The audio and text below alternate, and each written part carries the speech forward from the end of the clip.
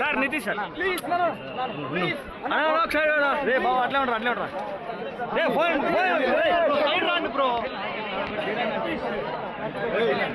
రే బాబు phone side bro bro కొంచెం side నడవండి bro నా వెనకాల రానా అన్నా సార్ ఈ పక్క వచ్చాడు సార్